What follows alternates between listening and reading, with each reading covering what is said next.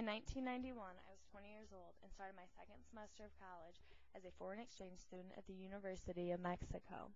I had previously only been to Mexico once before for spring break. However, I studied 3 years of Spanish in high school and had a host family I would live with. When I first arrived at the University of Mexico, I was extremely excited to be at the largest university in Latin America. I struggled finding friends and a place to fit in. I ended up joining numerous clubs, such as the Student Legislation Philosophy Club.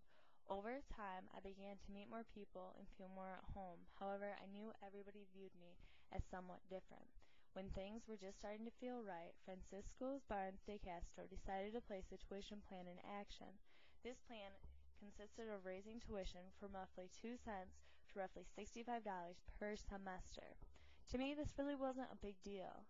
However, to my fellow classmates, this meant a lot, since most of them earned roughly $4 a day. Since Castro's announcement, students began to organize, gaining support from numerous groups. I tried to stay neutral, however, there was no neutral side of this strike. I was forced into attending the strikes.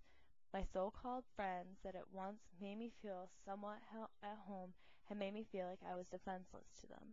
I told my student legislation club I would not be participating in the rallies, and they replied, "There will be problems if you don't." I brushed this off until I got a phone call one night telling me if I was not going to join my fellow classmates in a rightful cause, I should leave, or else they would make me disappear.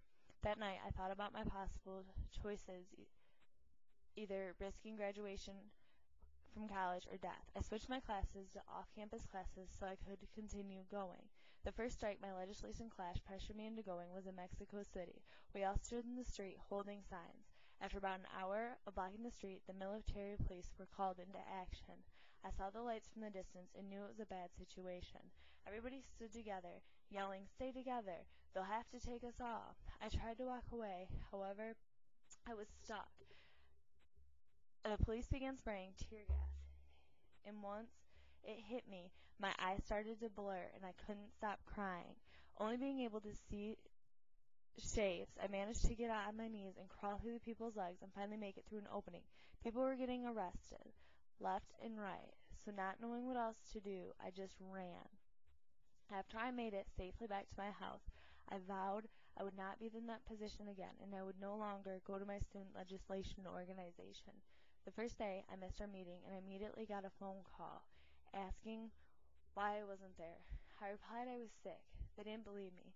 The man told me I would have to make this up. It needed to be at the strike they were holding the next day in front of the chemistry building, or else there might be a problem with my graduation.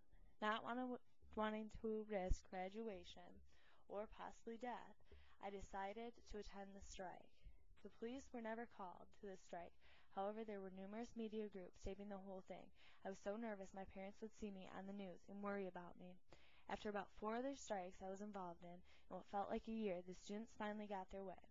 The tuition hike was not put into effect, and it has remained that way since then. It was a very hard fight. However, we managed to get what we wanted. I was happy for the students. However, I transferred to Michigan State because I didn't want to ever feel pressured or threatened ever again and feel like a minority in a place where I felt like I was all alone.